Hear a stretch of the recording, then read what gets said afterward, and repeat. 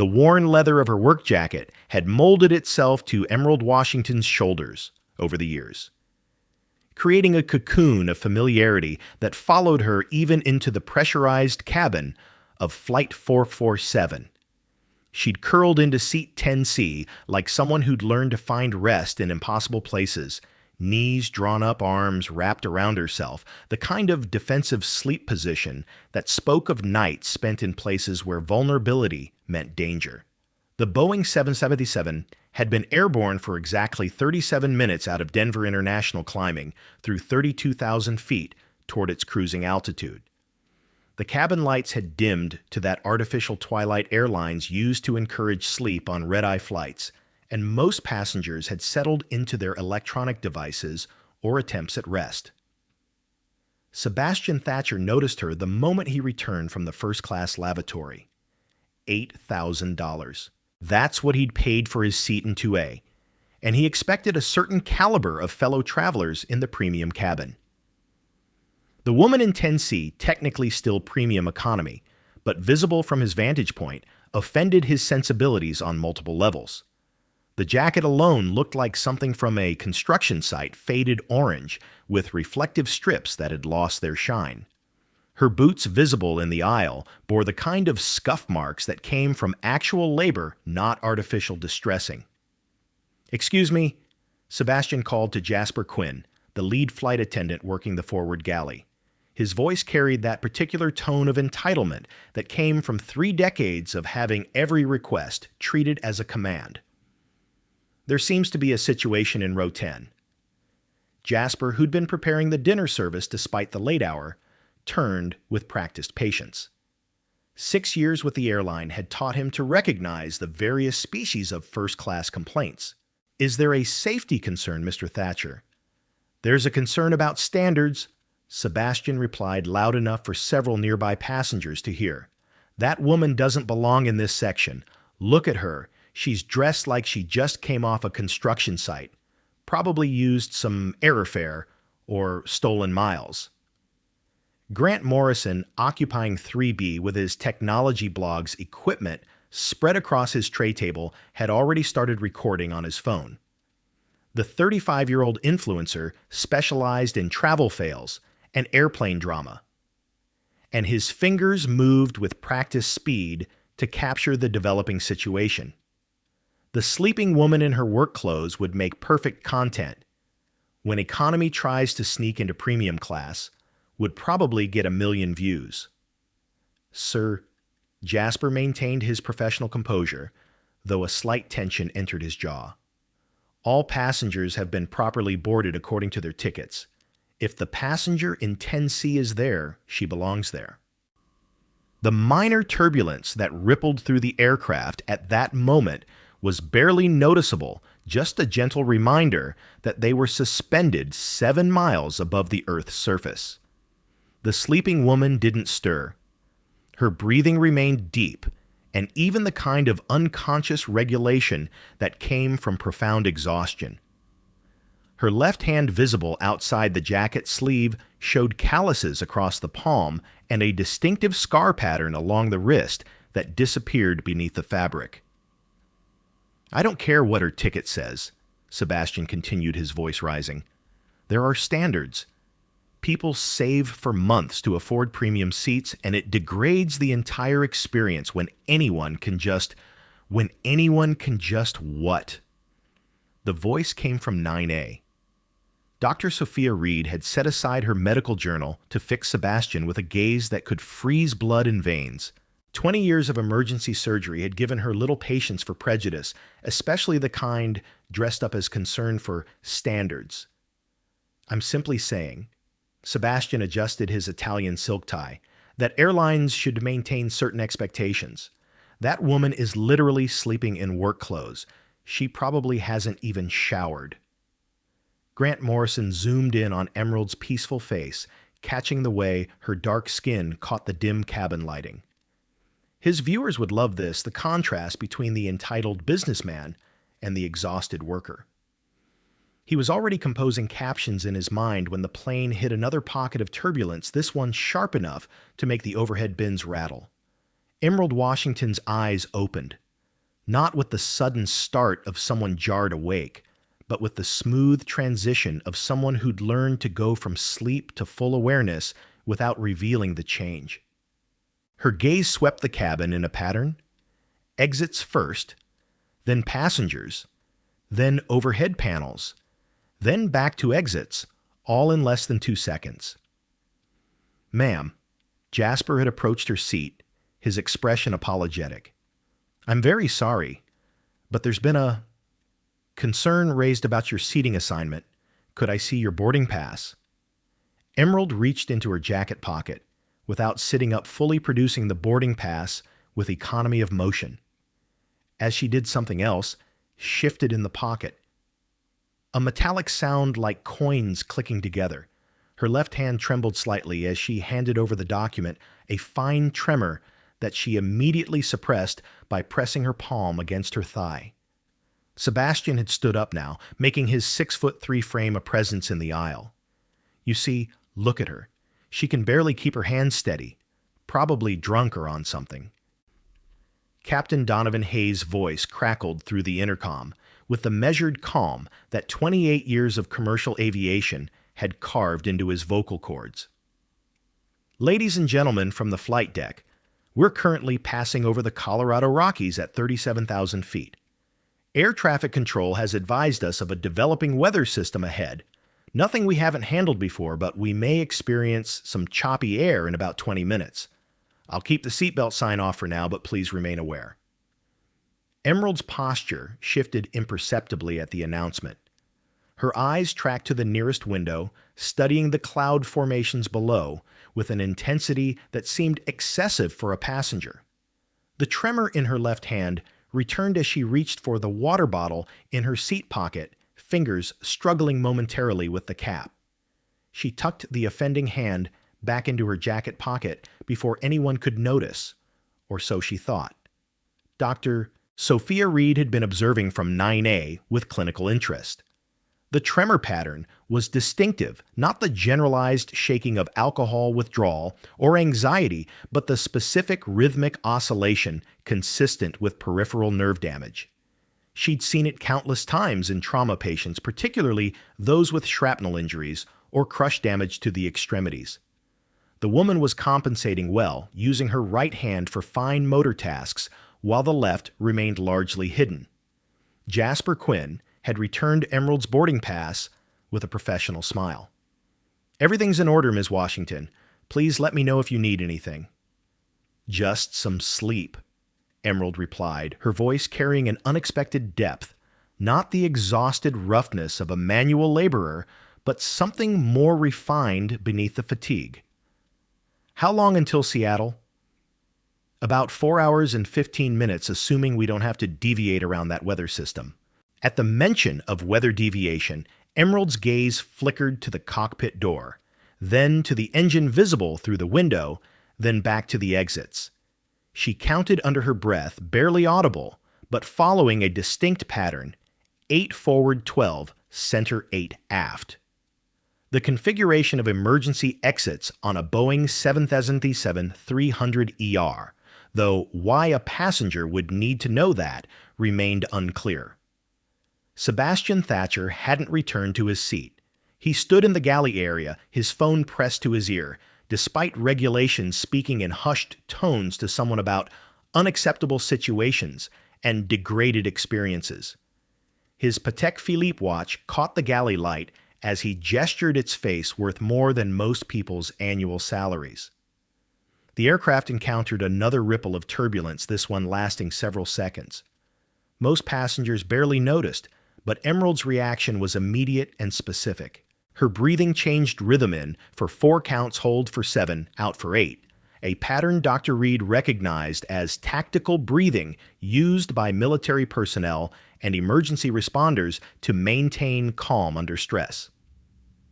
Marcus Quinn, seated in 11B, had been pretending to read his Tom Clancy novel, but found himself increasingly interested in the woman ahead of him. At 82, the Vietnam veteran had developed a sense for people who'd seen real conflict. Something about how she held herself, even while supposedly relaxing, reminded him of the pilots he'd known in '68, the ones who flew Phantoms into North Vietnamese air defenses, and somehow made it back. The plane banked gently to the left, a minor course correction that wouldn't have registered to most passengers. Emerald's eyes immediately went to her watch, not checking the time, but timing something. Her lips moved silently, counting seconds as the aircraft completed its turn. When it leveled out, she nodded slightly, as if confirming some private calculation. First Officer Trinity Foster's voice replaced the captain's on the intercom, younger and slightly less assured. Flight attendants were going to suspend service for a few minutes. Passengers, please return to your seats. We're expecting some weather ahead. Nothing serious, but let's play it safe. The change in tone was subtle, but Emerald caught it. The slight elevation in pitch that suggested stress the way "nothing serious" came out a half octave higher than the rest of the sentence. She'd heard that tone before in cockpits when things were starting to go wrong, but hadn't yet crossed into emergency territory. Grant Morrison was still filming, having shifted to a wider angle that captured both Sebastian's agitation and Emerald's seemingly oblivious calm.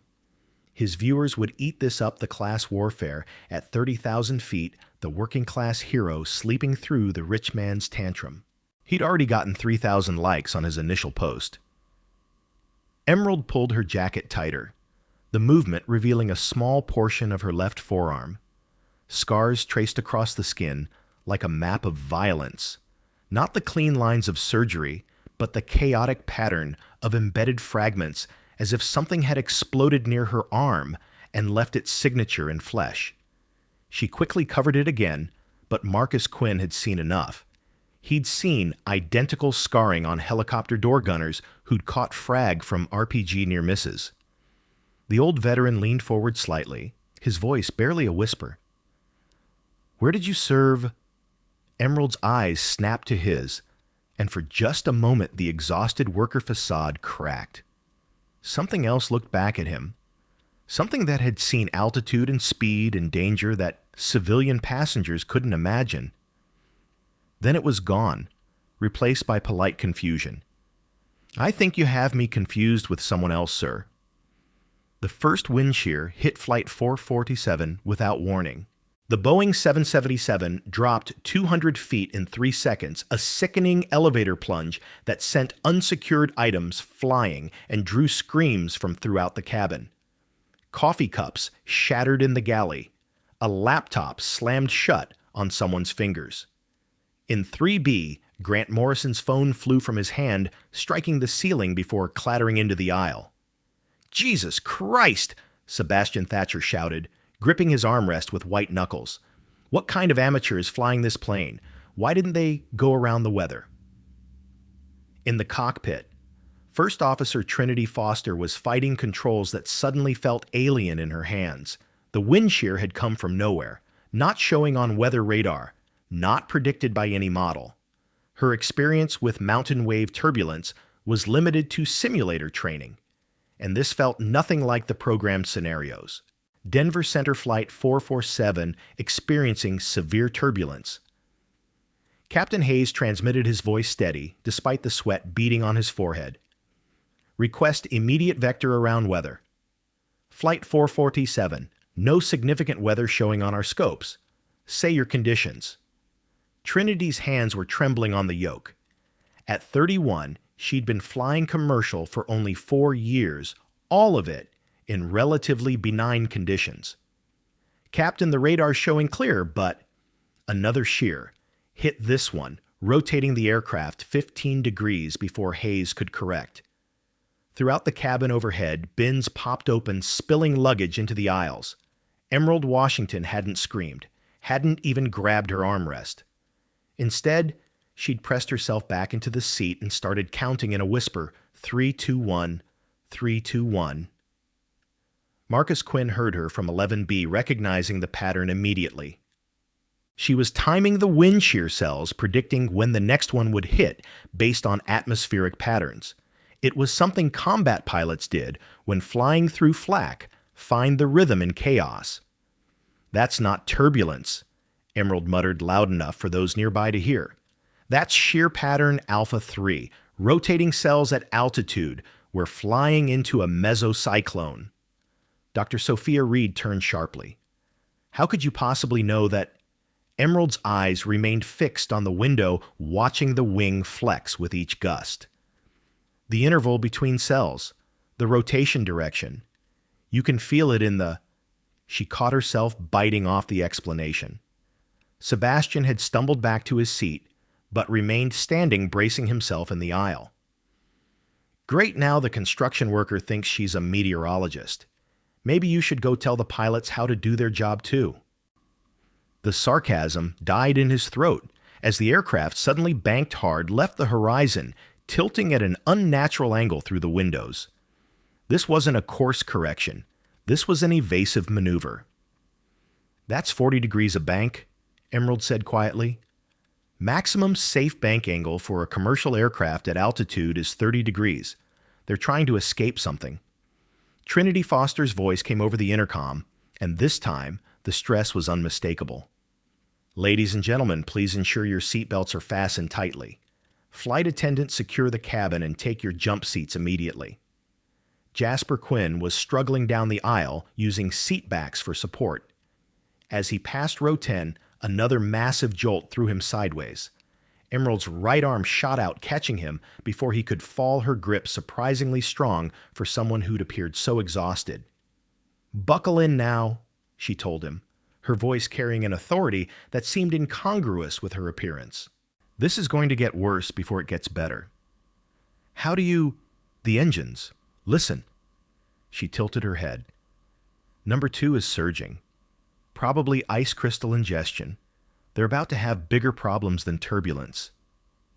Marcus Quinn was now fully alert, his novel forgotten. In Vietnam, he'd learned to recognize the voices of people who'd faced death professionally calm, analytical, almost detached. This woman had that voice. The plane dropped again, this time 500 feet. The nose pitched down 20 degrees before Hayes could recover. In the galley, secured carts broke free from their latches. Someone's glasses shattered against a window. A child started crying, the sound cutting through the adult screams like a blade. "Why aren't they descending?" Emerald asked no one in particular. Standard procedure for severe turbulence encounter is immediate descent to find smoother air. Unless... Her eyes widened slightly. Unless they can't.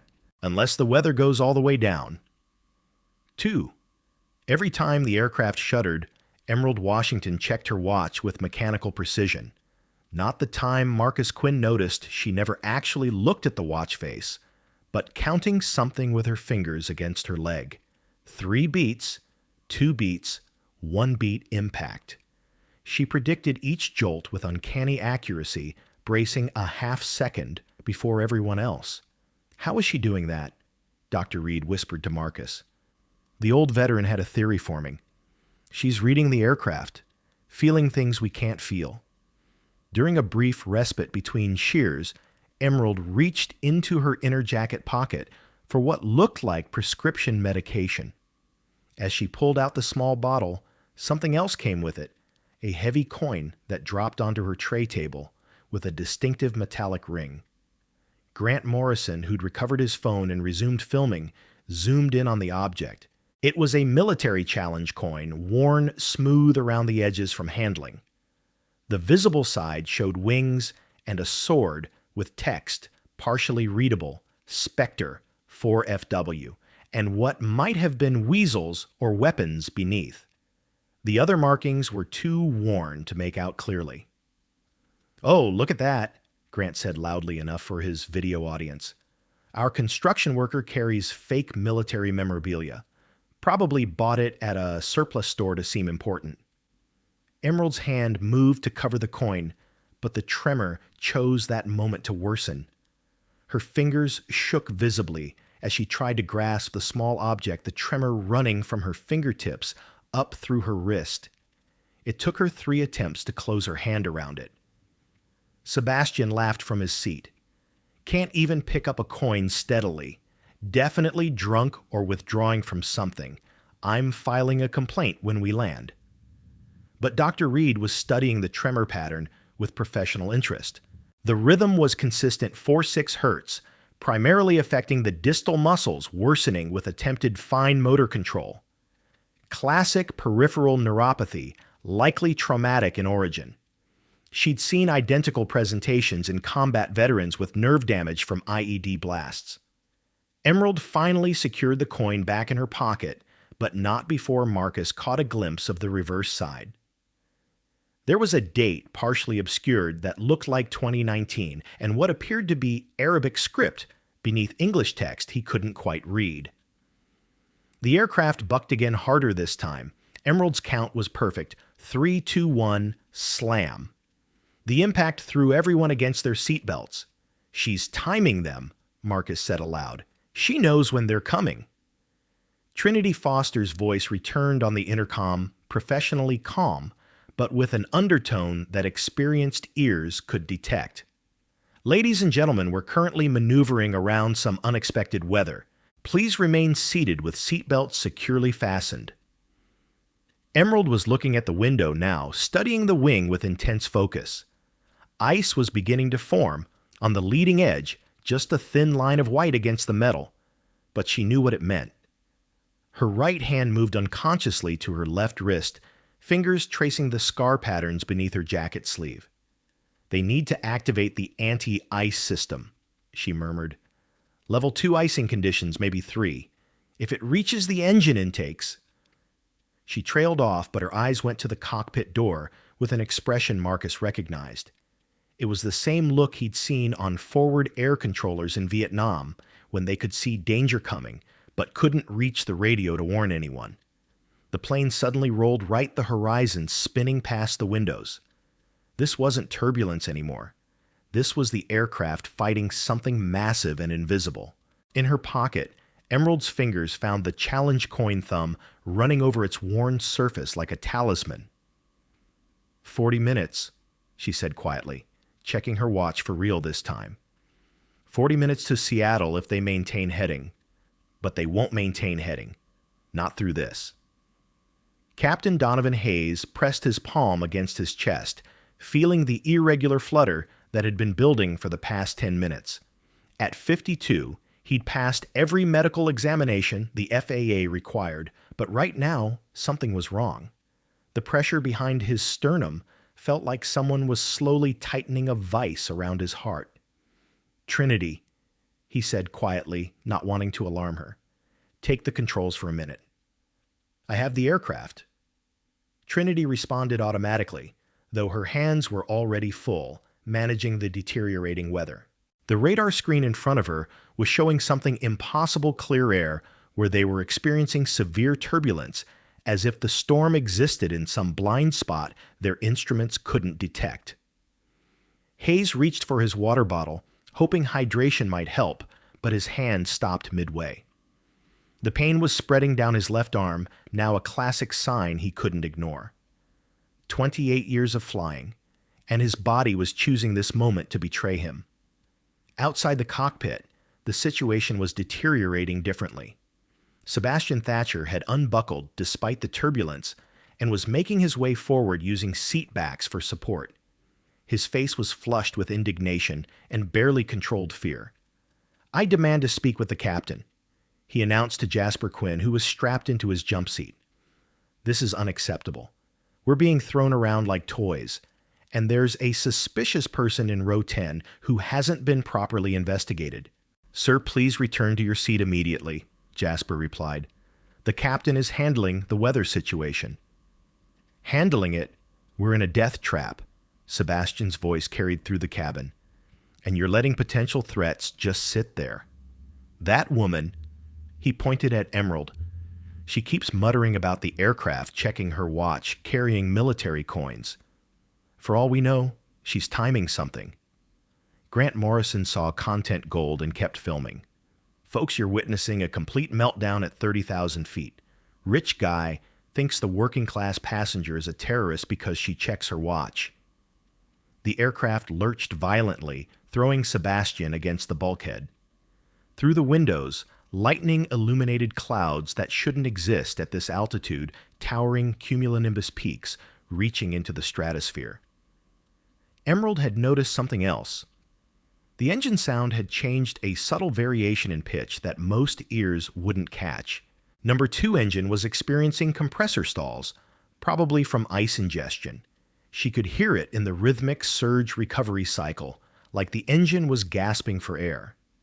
They need to reduce thrust on number 2, she said aloud, forgetting herself.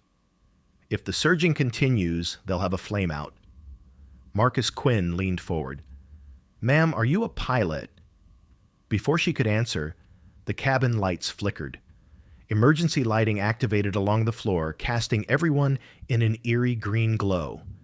The electrical system was being affected by either the weather or the engine problems, possibly both. In the cockpit, Hayes was gripping his chest openly now. Trinity glanced over and saw his gray complexion, the sweat soaking his collar. Captain, are you okay? I need you to... Hayes couldn't finish the sentence. The pain was overwhelming, radiating through his chest like fire. His vision was starting to tunnel. Trinity's training kicked in. Captain Hayes is experiencing a medical emergency. I'm declaring captain incapacitation and assuming command. Her voice was steady, but inside panic was building. She'd never flown through weather this severe alone, never dealt with engine problems without Hayes's guidance. Sebastian had heard the announcement through the chaos. The captain is sick. Who's flying the plane? The first officer is fully qualified, Jasper assured him, though his own confidence was shaken. Fully qualified, Sebastian's voice pitched higher. She sounds like she's barely out of flight school. We need someone with experience. He turned to the cabin. Is anyone here a pilot? Anyone with real flying experience? The moment Captain Hayes collapsed against his harness was the moment everything changed. Trinity Foster watched her mentor slump forward, his breathing shallow and labored, and felt the full weight of 312 lives settling on her shoulders. Her hands were shaking on the controls as she reached for the intercom with one hand while trying to fly with the other. Ladies and gentlemen, this is First Officer Foster. We're experiencing a medical situation and severe weather. I need to know immediately, are there any pilots on board, military, commercial, private, anyone with flight experience? Please identify yourself to the cabin crew now. The desperation in her voice cut through the cabin like a blade. This wasn't the measured calm of routine announcements. This was someone barely holding it together. Emerald Washington stood up. The movement was fluid, purposeful, utterly different from the exhausted worker who'd been sleeping 30 minutes ago. But before she could speak, Sebastian Thatcher physically stepped into the aisle to block her path. Not her, he shouted, his fear morphing into aggressive desperation. She's nobody. Look at her. She can barely hold her hands steady. She's been acting suspicious this entire flight. Grant Morrison kept his camera rolling, capturing the confrontation. This is insane, folks. Businessman physically blocking someone from helping during an emergency. I'm a pilot, Emerald said quietly. 8 years, United States Air Force. Prove it, Sebastian demanded. Anyone can claim anything. You look like you haven't slept indoors in a week, much less flown a plane. The aircraft chose that moment to enter the worst turbulence yet. The nose pitched up violently, then slammed down a roller coaster motion that sent loose items flying. Warning horns started blaring from the cockpit stall, warning overspeed, warning a cacophony of alarms that Trinity was struggling to manage alone. Engine 2 is surging. Trinity's voice came over the intercom, professional composure finally cracking. I need help now. Dr. Sophia Reed stood up. Let her through. I'm a doctor. That tremor in her hand is from nerve damage, not intoxication. This woman is exactly what she says she is. But Sebastian wouldn't move. His 6'3" frame blocked the narrow aisle completely. I won't let some faker crash this plane. Where's your identification? Where's your license? Emerald reached into her pocket, her trembling left hand struggling with the zipper. She pulled out a worn wallet, and from it, a military ID card, expired but real. The photo showed a younger version of herself in dress blues, the name reading Colonel E. Washington, USAF. That could be fake, Grant Morrison interjected, though his tone suggested he was starting to believe. Those can be bought online. Marcus Quinn had seen enough. The elderly veteran unbuckled and stood his voice carrying the authority of someone who'd commanded men in combat. Son, I've seen plenty of military IDs, real and fake. That's real. And more importantly, this woman has been predicting every bit of turbulence, identifying engine problems, and analyzing our situation since this started. Now get the hell out of her way before we all die. The plane rolled 45 degrees, right throwing everyone who was standing against the walls. Through the windows, they could see St. Elmo's fire dancing along the wings, electrical discharge that meant they were flying through a massive electromagnetic field. We're losing Engine 2, Trinity announced. Flameout Engine 2 has flamed out. The asymmetric thrust immediately started pulling the aircraft into a yaw. Without both pilots working together, Trinity was struggling to maintain control with just the rudder inputs. Emerald tried to push past Sebastian, but he grabbed her wrist, her left wrist right where the nerve damage was worst.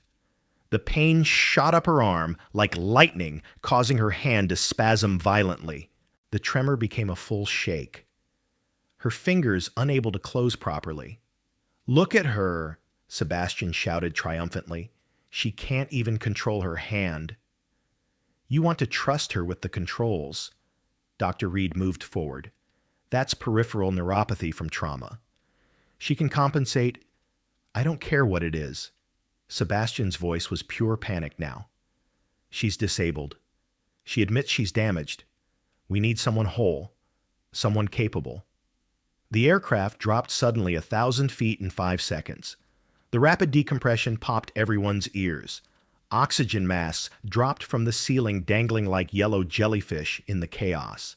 They were descending too fast, losing altitude they couldn't afford to lose with mountains below. Trinity's voice, when it came, was barely controlled terror. "I can't hold it alone. Someone, anyone, please help me." The weather radar screen in the cockpit had gone completely white, not from precipitation, but from total system failure. The electromagnetic interference from the storm had overloaded the aircraft's weather detection capabilities, leaving them blind in the worst possible conditions. "Seattle Center Flight 447, we've lost weather radar completely." Trinity transmitted, her voice strained from fighting the controls alone. "Engine 2, flameout captain incapacitated, requesting immediate vectors to nearest suitable airport." Flight 447, nearest suitable, is Salt Lake City, bearing 170 distance 200 miles. Be advised, multiple aircraft reporting severe weather across all altitudes. Trinity did the calculation instantly. At their current fuel burn rate, fighting this weather with one engine, they had perhaps 65 minutes of fuel remaining. Salt Lake City was at least 50 minutes away in good conditions. With the headwinds and necessary deviations, they might not make it. "Negative on Salt Lake," Trinity replied. "Fuel state critical. We need something closer." Flight 447. There are no suitable airports within your fuel range that aren't reporting severe weather. Jackson Hole is closer but below minimums. Boise is reporting wind shear alerts. The reality was setting in throughout the cabin. They were trapped in a box of bad options, not enough fuel to reach clear weather, no safe airports within range, and worsening conditions with only one functioning engine. Emerald had heard the radio exchange bleeding through the cockpit door. She understood the mathematics of their situation with brutal clarity. Single engine operation increased fuel consumption by 30%. Fighting turbulence added another 20%. They were burning through their reserves at a rate that would leave them dry over the mountains. "I need to get to the cockpit," she said urgently to Sebastian, who still blocked her path. "They're trying to fly standard procedures through non-standard weather. Mountain approach in IMC conditions requires specific techniques." "IMC," Sebastian mocked. Listen to her throwing around acronyms she probably heard in a movie. Instrument meteorological conditions. Marcus Quinn translated. It means flying blind in clouds. And she's right, mountain approaches in clouds are the most dangerous scenarios in aviation. Dr. Reed had managed to reach them despite the turbulence. Mr. Thatcher, we have minutes to make decisions that will determine if we live or die. This woman knows something we need. She knows nothing. Sebastian's fear had transformed into irrational rage. She's a nobody in work clothes with a shaky hand and fake credentials. The plane buffeted violently, rolling left and right in quick succession. Through the windows, they could see ice building rapidly on the wing surfaces, not the thin glaze from earlier, but thick, rough ice that was destroying the wing's ability to generate lift. Severe icing, Trinity announced. Anti-ice systems are overwhelmed. We're losing lift. Emerald's muscle memory kicked in. Without thinking, she recited, severe icing escape procedure, increase thrust, disconnect, autopilot, lower nose to maintain airspeed exit icing conditions immediately through altitude change. The precision of her response, delivered in the calm tone of someone reading a checklist, made everyone stop. Even Sebastian paused, confusion replacing certainty on his face. That's exactly right, Jasper Quinn said from his jump seat. That's the Boeing severe icing checklist verbatim. Script Part 1. Buoc 7, Kai Gio Kien, Bat, Buoc 5 High 50. 2. The weather radar screen in the cockpit had gone completely white, not from precipitation, but from total system failure. The electromagnetic interference from the storm had overloaded the aircraft's weather detection capabilities, leaving them blind in the worst possible conditions. Seattle Center Flight 447. We've lost weather radar completely. Trinity transmitted her voice, strained from fighting the controls alone.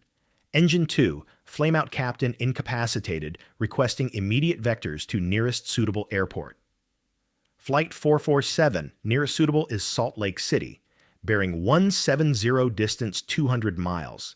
Be advised, multiple aircraft reporting severe weather across all altitudes. Trinity did the calculation instantly. At their current fuel burn rate, fighting this weather with one engine, they had perhaps 65 minutes of fuel remaining. Salt Lake City was at least 50 minutes away in good conditions. With the headwinds and necessary deviations, they might not make it. Negative on Salt Lake, Trinity replied. Fuel state critical. We need something closer. Flight 447. There are no suitable airports within your fuel range that aren't reporting severe weather. Jackson Hole is closer, but below minimums. Boise is reporting wind shear alerts. The reality was setting in throughout the cabin. They were trapped in a box of bad options, not enough fuel to reach clear weather, no safe airports within range, and worsening conditions with only one functioning engine. Emerald had heard the radio exchange bleeding through the cockpit door. She understood the mathematics of their situation with brutal clarity.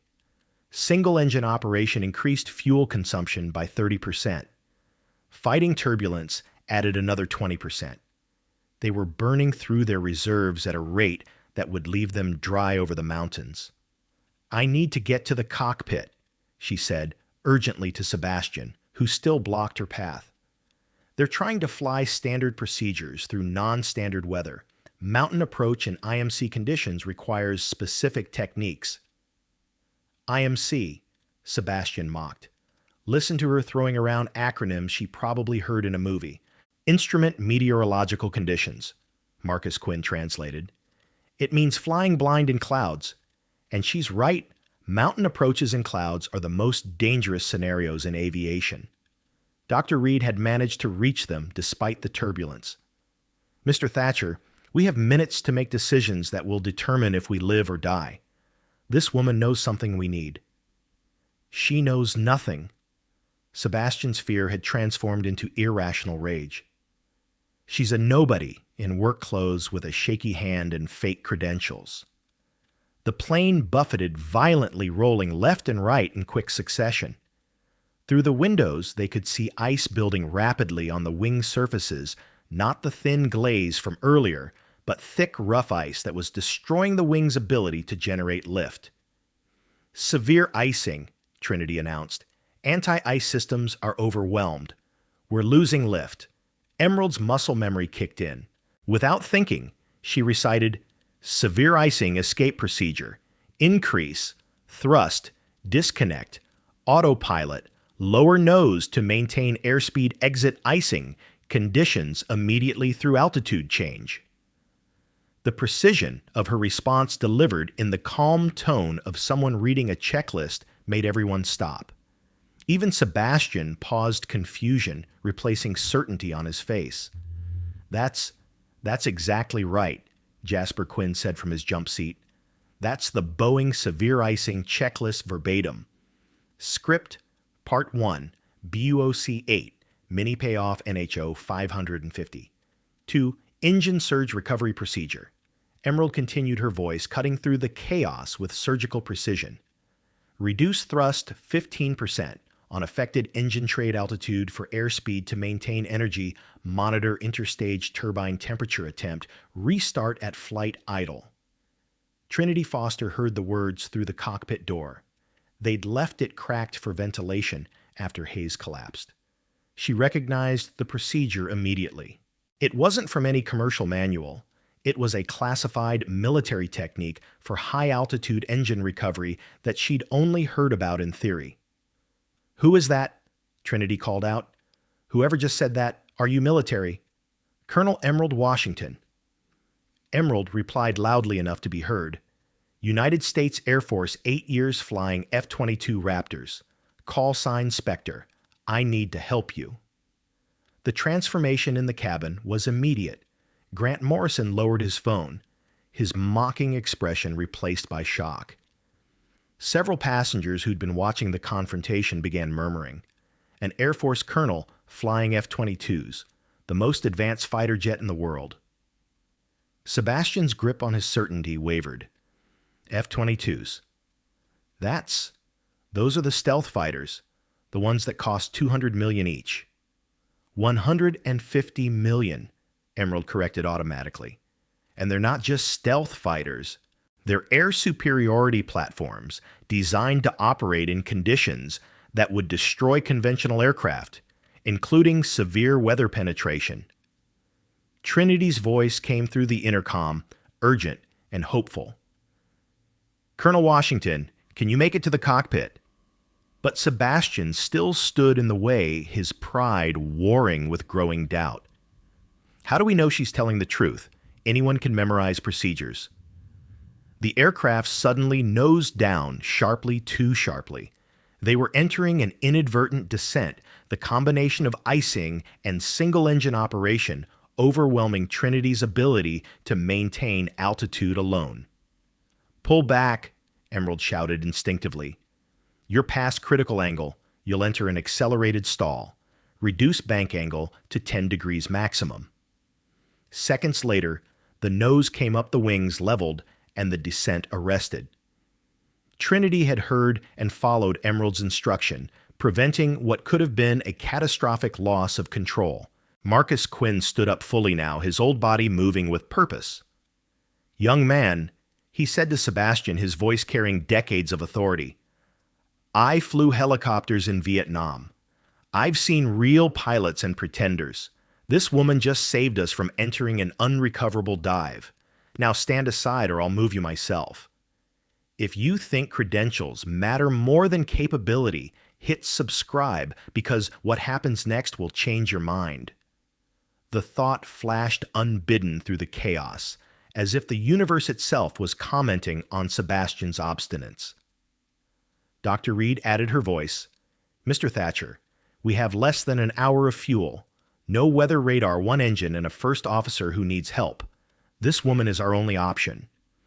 The lights flickered again, and this time they stayed off for 3 long seconds before the emergency power kicked in. The electrical system was failing under the electromagnetic assault of the storm. "Please," Trinity's voice came through the speaker, and now she was openly pleading. I've never done a mountain approach in clouds. I've never flown single engine in severe icing. Colonel Washington, I need you up here now. Emerald looked Sebastian directly in the eyes. Sir, I understand your fear. I understand your doubt. My hand shakes, yes. I have nerve damage from combat. But I've landed an F-22 with half the flight controls shot away. I've flown through sandstorms where visibility was measured in feet, not miles. Right now, your prejudice is the only thing standing between these people and someone who can help save them. Script Part 1, Buock 9, Chot. Part 1, Toytonat 602, The Lightning Strike Hit. Flight 447, with the force of divine intervention gone wrong. The bolt entered through the nose cone, traveled along the fuselage, and exited through the tail in a microsecond of pure electrical violence. Every screen in the cockpit went dark simultaneously. The autopilot disconnected with a warning horn that seemed to scream in protest. Emergency lighting failed, plunging the cabin into absolute darkness before backup batteries kicked in with a sick green glow. We've lost primary electrical. Trinity's voice cracked with barely controlled panic. Navigation systems offline, flight management computers are reset. I'm flying blind. The second engine, their only functioning engine, began surging violently. The asymmetric ice accumulation in the intake was causing compressor stalls every few seconds, each one threatening to become a complete flameout. The sound was terrifying, like the aircraft was choking, gasping for air in the thin atmosphere. Engine 1 is failing, Trinity announced. ITT exceeding limits, we're going to lose it. Without warning, the aircraft entered what pilots call a coffin corner. Too slow, and they'd stall too fast, and they'd exceed structural limits. With ice changing the wing's aerodynamics every second, Trinity couldn't find the safe envelope. The stick shaker activated, vibrating the control column to warn of impending stall, while simultaneously the overspeed warning sounded. Two contradictory alarms screaming impossible warnings. Sebastian Thatcher finally stepped aside, but it was too late for measured movements. Emerald rushed forward, her work boots slipping on something wet. Someone spilled coffee from the earlier turbulence. As she reached for the cockpit door handle, her left hand betrayed her completely. The tremor exploded into full spasm.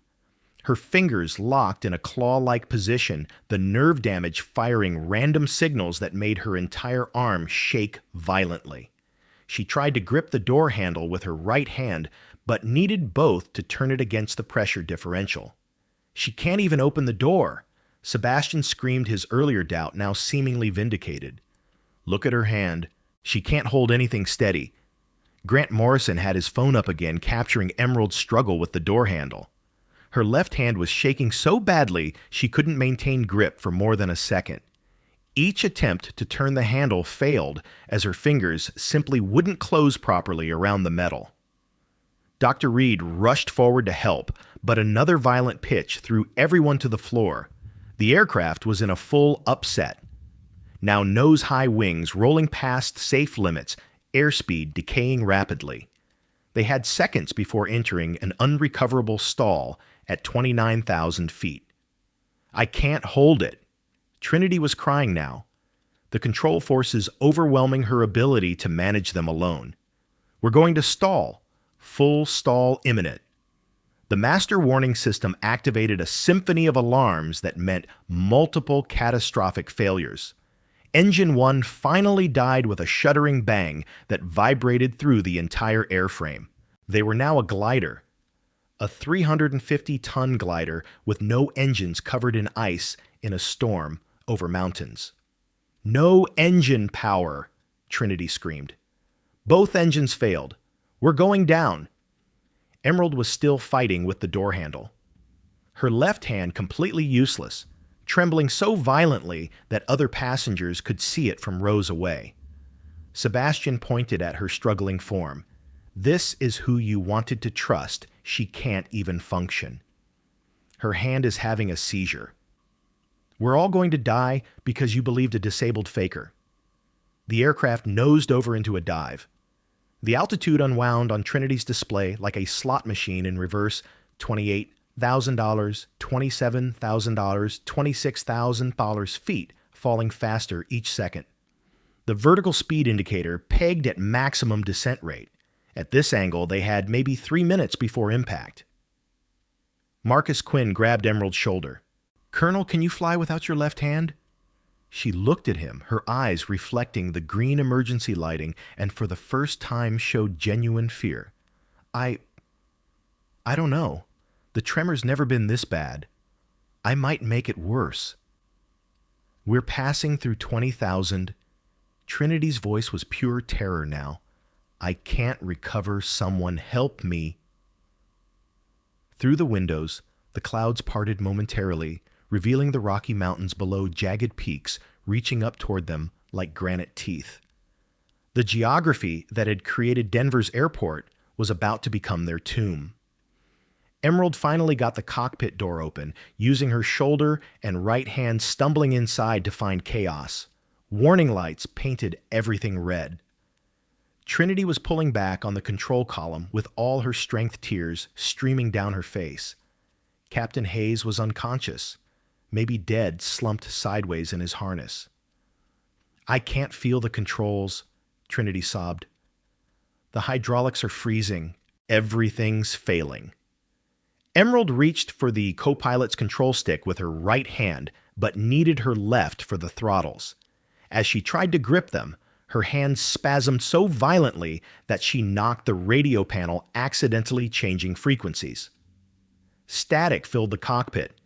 Then a voice cut through. "Aircraft in distress. This is McCord Air Force Base. Identify yourself. We're tracking you on military radar descending rapidly through 18,000. With her functional right hand, Emerald grabbed the radio. "McCord, this is..." She hesitated, knowing what she was about to reveal. "This is Spectre 447. Authentication Tango X-ray 77. We're in complete engine failure. Severe icing, structural damage, requesting immediate assistance. Would you trust a pilot whose hands shake? Comment below, but remember 312 lives hang on this decision." The silence that followed seemed to last forever as the aircraft continued its death spiral toward the mountains below. The radio silence from McCord Air Force Base lasted 3 seconds. 3 seconds, during which Flight 447 fell another 1,000 feet toward the granite peaks below. Then a voice exploded through the static. "Spectre Colonel Washington. This is Colonel Bradley Chase. You're listed KIA 3 years ago.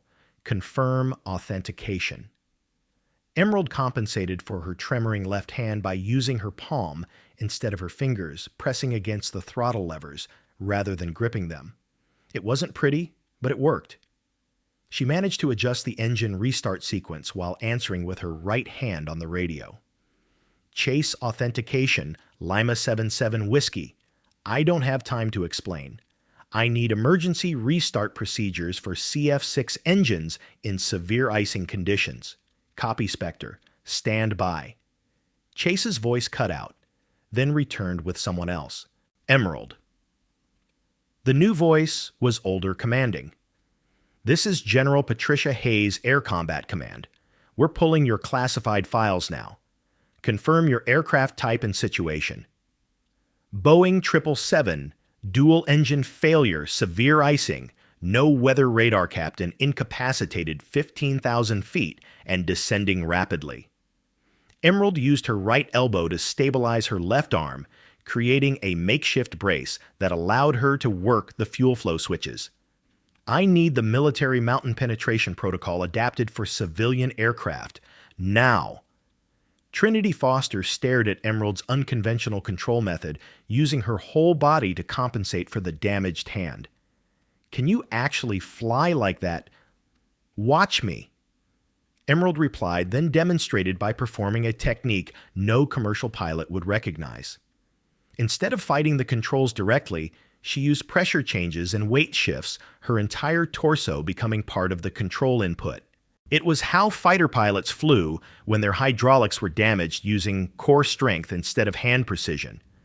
The aircraft's descent rate decreased from 3,000 feet per minute to 2,000. Still dangerous, but no longer immediately fatal. Marcus Quinn's voice came from the cabin behind them. That's combat flying. I saw pilots do that and shot up helicopters in Nam, engine restart checklist. Emerald called out, her voice steady despite the spasming hand. Trinity, I need you to work the overhead panel. I can't reach it and maintain control. Follow my exact instructions.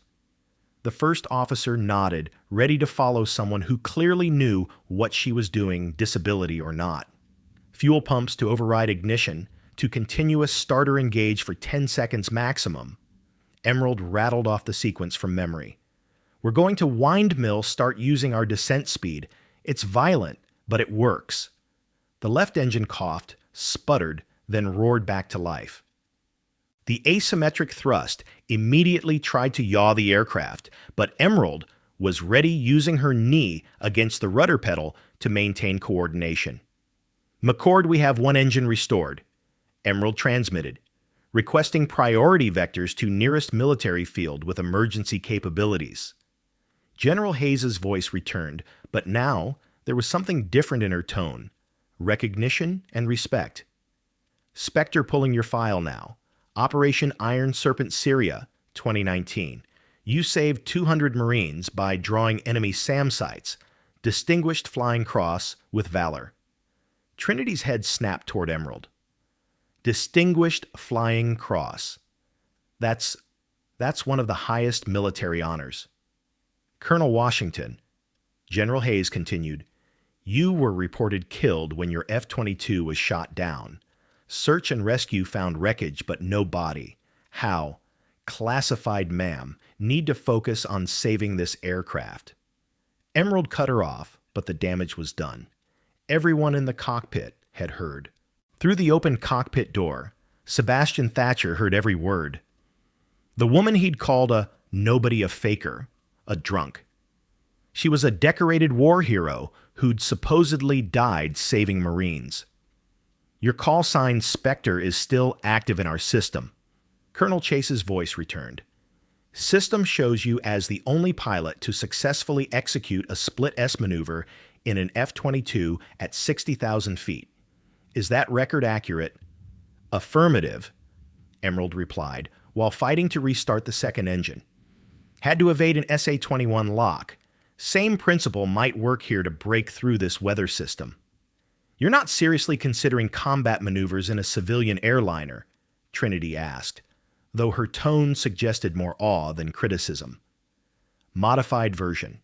Commercial aircraft can handle more than most pilots realize. The structures are overbuilt by a factor of 2.5. Emerald's left hand spasmed again, but she maintained control using her palm pressure technique. McCord, I need weather data for the eye of this system. If there's a mesocyclone, there's a calm center. Spectre weather radar shows the eye approximately 40 miles northeast of your position, but to reach it, you'd have to fly through the worst of the storm wall. Dr. Sophia Reed had made her way to the cockpit doorway. Colonel, your nerve damage, can you maintain control through severe turbulence? Emerald glanced at her shaking hand, then at the instruments showing they were still descending through 12,000 feet. The mountain's peaks averaged 14,000 in this area. They had minutes to decide. Doctor, 3 years ago, I flew an F-22 with half my flight controls destroyed and shrapnel in my left arm.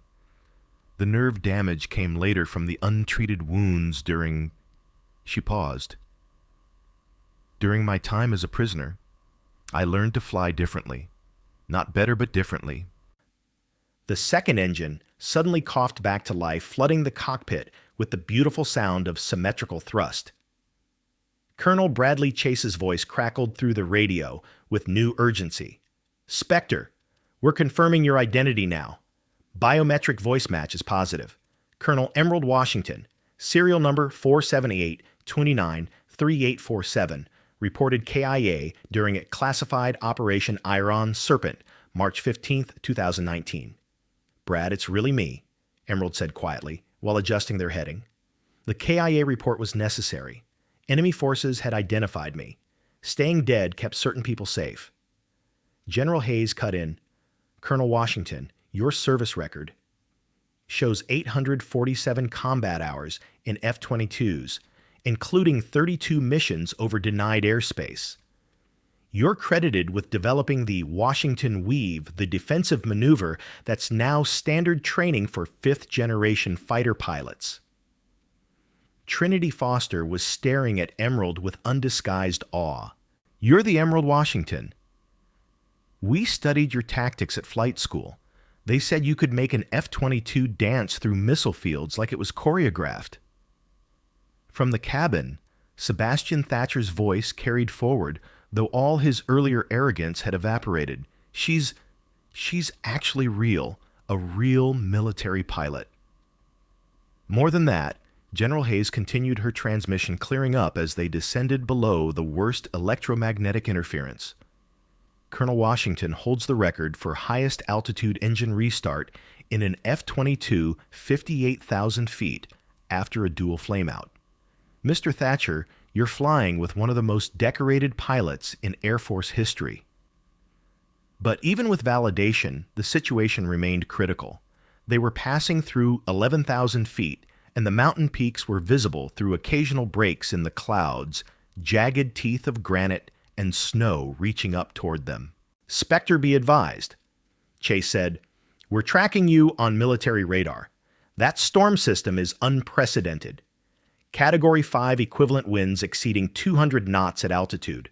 No civilian aircraft has ever successfully penetrated a system that severe. First time for everything, Emerald replied, her damaged hand tremoring against the throttles. She'd wrapped her seatbelt around her left wrist, creating a crude stabilizer that allowed her to maintain pressure on the controls. Trinity, I need you to call out altitudes every 500 feet. We're going to need precise timing. Marcus Quinn's voice came from behind. Colonel, the passengers need to know who's flying this plane. They're terrified. Emerald shook her head. They don't need hero worship. They need someone focused on keeping them alive. She glanced at her trembling hand. Besides, I'm not exactly the poster child for military perfection anymore. Ma'am, Trinity said firmly, that handshake doesn't change what you've done or what you're capable of. Everyone needs to know they're in the best possible hands, even if those hands aren't perfect. The mountain pass appeared through the clouds, like a gate to hell, narrow wrapped in clouds, with visible wind shear, creating horizontal tornadoes of ice and snow. The only way through was a precision approach that required threading between two peaks with less than a mile of clearance on either side. Spectre negative on that approach, Chase warned. Weather shows severe turbulence through that pass. Recommend immediate diversion. Negative McCord. We don't have fuel for diversions. Emerald checked their gauges, 28 minutes of fuel remaining, maybe 30 if they were lucky. It's through the pass or into the mountains. That's when Sebastian Thatcher made his last desperate play. Whether from panicked disbelief or sheer inability to accept that his judgment had been so wrong, he pushed past Dr. Reed and grabbed for the control yoke from behind Emerald's seat. I won't let a damaged woman kill us all, he screamed. You're military. You take risks. These are civilians. We need someone stable.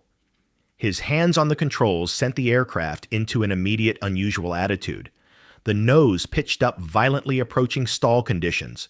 Warning horns blared. Trinity tried to intervene, but Sebastian's strength, fueled by panic, was overwhelming. Emerald's training kicked in. Without thinking, she drove her right elbow backward into Sebastian's solar plexus, not hard enough to cause serious injury, but sufficient to break his grip. He stumbled backward, gasping. Restrain him, she ordered, and Marcus Quinn, despite his age, helped Dr. Reed pull Sebastian back into the cabin. But the damage was done. The violent control input had disrupted their approach angle. They were now off course for the pass, heading directly toward a peak that loomed through the clouds like a giant's fist. Impact warning, Trinity screamed. Terrain, terrain, pull up. The ground proximity. Warning system was going crazy, its synthetic voice chanting, pull up, with increasing urgency. They had seconds before impact. Emerald's left hand was spasming worse than ever from the stress, the entire arm now shaking. She couldn't maintain two-handed control. The mountain face was visible through the windscreen approaching at 200 knots. I can't correct with one hand, Emerald said through gritted teeth. Trinity, you need to be my left hand. Put your hands on the throttles. Follow my pressure exactly. It was an insane request, asking someone to become an extension of another pilot's body. But Trinity didn't hesitate. She placed her hands on the throttles, feeling for Emerald's intended inputs through the subtle pressure changes. More on one, less on two. Emerald commanded using asymmetric thrust to help turn the aircraft. Now, together. Functioning as one pilot split between two bodies, they banked hard, left the wingtip seeming to brush the mountain face as they carved around it. Initiating spiral descent. Emerald announced, her voice carrying the calm of someone who'd made peace with impossible odds. This is an F-22 combat maneuver adapted for heavy aircraft. Everyone needs to be strapped in tight. You can't spiral a Boeing 777, Trinity protested, even as her hands remained on the throttles following Emerald's guidance. Watch me. Emerald rolled the aircraft into a 30-degree bank, then pushed the nose down 15 degrees. The combination created a descending spiral that used the storm's own rotational energy against itself. Instead of fighting the wind, she was riding it like a surfer, using a wave's power rather than resisting it. The G-forces pushed everyone into their seats. In the cabin, passengers screamed as the horizon spun past the windows. But Emerald had calculated perfectly. Each rotation brought them 500 feet lower while maintaining controlled airspeed. Spectre, we're tracking your descent, Chase called. That's beautiful. You're using the storm's vortex to maintain energy while descending. No one's ever attempted that in a commercial aircraft. The mountain pass was coming up fast, a narrow gap between two 14ers barely visible through the driving snow. At their current descent rate, they'd thread it with less than 500 feet of clearance. Emerald's left hand was now completely unusable, locked in a tremor so violent she'd given up trying to control it. But she'd found a rhythm with Trinity, their cooperation creating a functioning pilot from two damaged halves. Power back on two, forward on one, Emerald commanded. We need differential thrust for the turn. They entered the pass at 200 knots faster than any commercial aircraft should fly at that altitude. The walls of rock flashed past the windows so close passengers could see individual stones. The wind shear tried to slam them into the north wall, but Emerald had anticipated it, using the spiral's momentum to stay centered. Ground proximity warning. The automated system announced, but Emerald had already disabled it. She knew exactly how close they were to terrain. Marcus Quinn, watching from the cabin doorway, whispered in awe, she's flying by feel. Pure instinct. The spiral descent had taken them from 15,000 feet to 8,000 in less than 3 minutes, a rate that would normally be suicidal. But it had also carried them through the worst of the storm. As they exited the pass, the clouds began to break. Visual on runway, Trinity shouted. McCord Air Force Base, 12 o'clock, 8 miles. But they were still too high too fast, with too much energy to land safely. A normal approach was impossible. McCord Tower Spectre, 447, requesting emergency landing runway 27. Emerald transmitted. Spectre, you're too high and fast for approach. Recommend go-around to establish proper glide path. Negative on fuel for go-around. Executing tactical overhead brake. The maneuver she attempted next would enter aviation history as the Washington Brake, a modified fighter jet landing pattern performed in a 350-ton airliner. She flew directly over the runway at 3,000 feet, then banked hard left while simultaneously deploying full speed brakes and reducing power. The aircraft carved through the sky, like a knife bleeding energy through the turn. Passengers were pressed sideways in their seats, but the controlled nature of the maneuver kept panic at bay. They could see the runway rotating below them through the windows, getting closer with each second. "Gear down," Emerald commanded. "We're still too fast," Trinity protested. "Gear limit speed exceeded." "Gears rated for more than the manual says. Trust me." The landing gear extended with a grinding protest, but held. The added drag helped slow them further. They rolled out of the turn, aligned with the runway now, at proper approach, speed and altitude. Through the radio, they could hear McCord Tower coordinating. "All emergency vehicles be advised, Spectre is on final. This is Colonel Emerald Washington, previously listed KIA. Full honors protocol after landing." The runway was lined with fire trucks, ambulances, and military vehicles. But more impressively, hundreds of base personnel had gathered along the fence line. Word had spread that Spectre, the ghost of Iron Serpent, was coming home. 100 feet, Trinity called out. 50, 20, 10. The main gear kissed the runway with barely a bump. Emerald managed reverse thrust with her right hand while Trinity handled the speed brakes. The aircraft rolled to a stop with 500 feet of runway remaining. The cabin erupted in chaos, crying, cheering, praying. Sebastian Thatcher sat in the aisle where he'd collapsed, tears streaming down his face as he realized how wrong he'd been. General Hayes's voice came through the radio. "Spectre, welcome home. The entire base just watched you do the impossible." "Not impossible," Emerald replied, finally releasing the controls as her left hand continued its violent tremoring. "Just necessary." As the aircraft was towed to the gate, Trinity looked at Emerald with something approaching reverence. "Colonel, that was the most incredible flying I've ever witnessed." "You flew half of it," Emerald reminded her. "When my hand failed, you became my hand. That's what saved everyone, not hero worship, but cooperation." Through the cockpit windows, they could see an honor guard forming on the tarmac. The ghost of Syria had returned damaged, but not defeated. As the engines spooled down, Emerald's mind flickered back to Syria, March 15th, 2019, the day she officially died. The mission had been simple: provide air cover for a Marine convoy moving through the Hama Desert. 200 Marines, including a medical unit, traveling through hostile territory. What intelligence hadn't predicted was the SA-21 Growler surface-to-air missile battery hidden in the ruins of an ancient fortress. Her F-22 had been the only aircraft in position when the missiles launched 6 of them, tracking the helicopter escorts.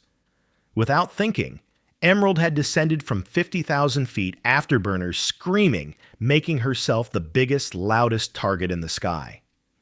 "Brake right," her wingman had screamed as the missiles reacquired her as their primary target. She'd led them away from the convoy, dancing through the sky in maneuvers that pushed the F-22 beyond its design limits. The Washington Weave was born in those seconds, a spiral climb that confused missile tracking while maintaining energy for escape.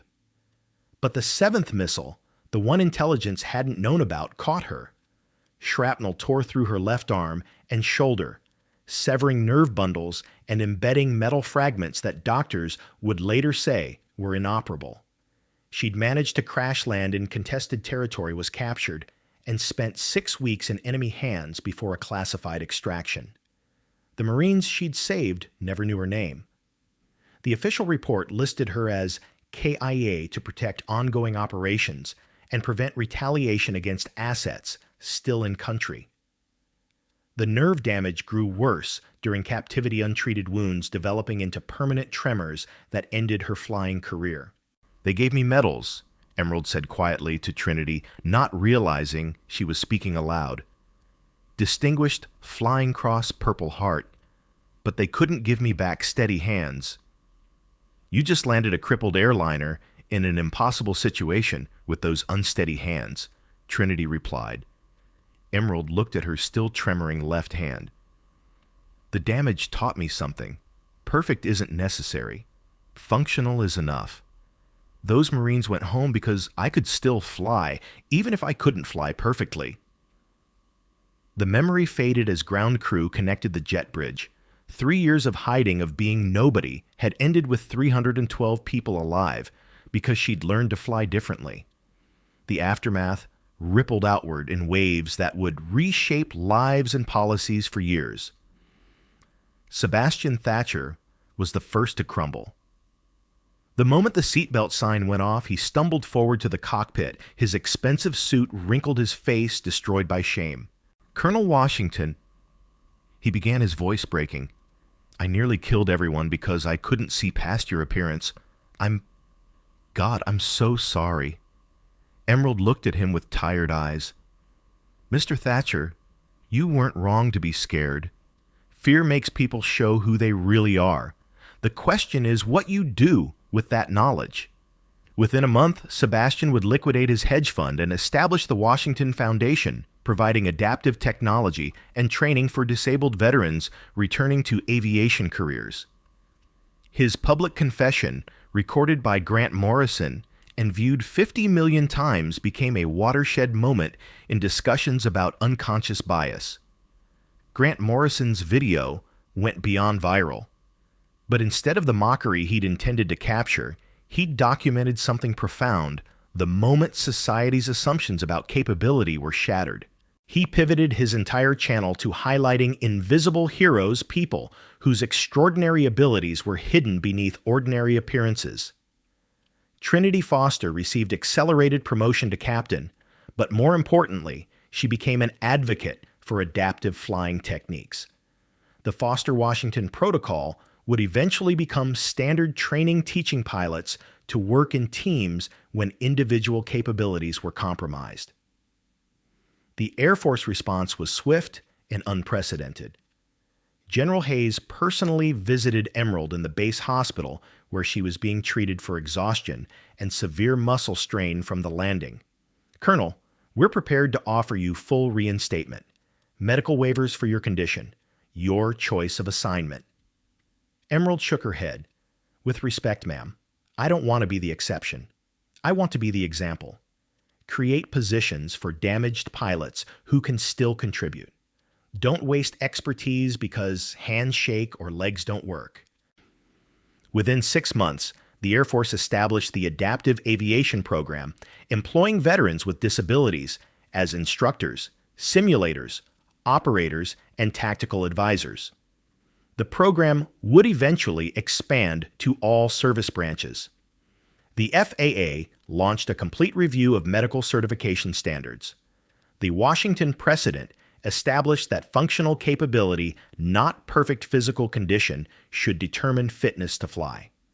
Marcus Quinn, the Vietnam veteran, spent his remaining years visiting aviation schools, telling the story of the colonel who saved them all with trembling hands and unshakable skill. Dr. Sophia Reed published a paper on neurological adaptation in aviation using Emerald's compensatory techniques as a model for treating other pilots with similar injuries. Emerald Washington declined every interview, every book deal, every movie option that flooded in after the landing. She signed the necessary reports, testified at the required hearings, then disappeared into the crowd of personnel, leaving McChord Air Force Base. 6 months later, Trinity Foster received an unmarked envelope at her airline hub. Inside was a simple note. Heard you made captain. You earned it. Remember, we fly with what we have, not what we wish we had. S. The return address led to a small flight school in Montana, where a woman named Emily Williams taught mountain flying to bush pilots.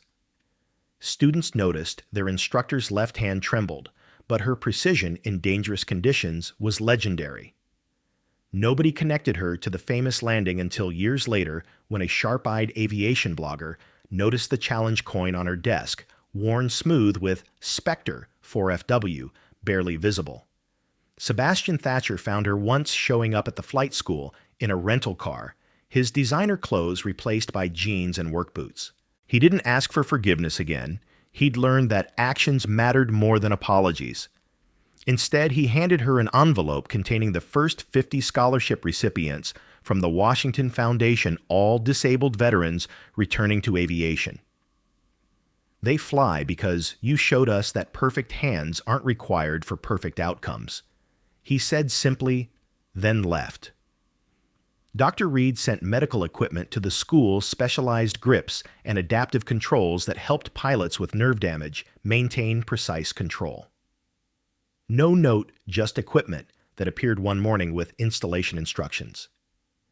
Marcus Quinn passed away 2 years after the flight, but his grandson delivered a final message, a photo from Vietnam, showing a young helicopter pilot with shaking hands from malaria still flying missions.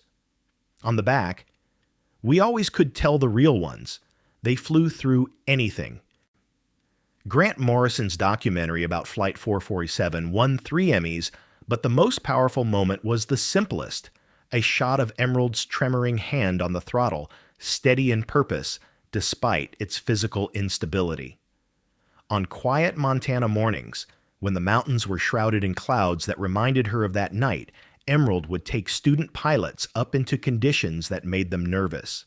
She'd demonstrate how to read wind through wing vibration, how to feel thermals through the seat, how to fly when instruments failed and visibility vanished. Your limitations, she'd tell them, are your teachers. They force you to find new ways to achieve old goals. The challenge coin stayed on her desk, a reminder of who she'd been. But the tremor in her left hand, the damage that had ended one career and begun another, that was her real medal. It proved every day that capability isn't about perfection. It's about adaptation. It's about continuing when continuation seems impossible. In the end, 312 people lived because one damaged pilot refused to let her limitations define her capabilities. The mountains kept their secrets, and Emily Williams kept teaching others to fly through storms.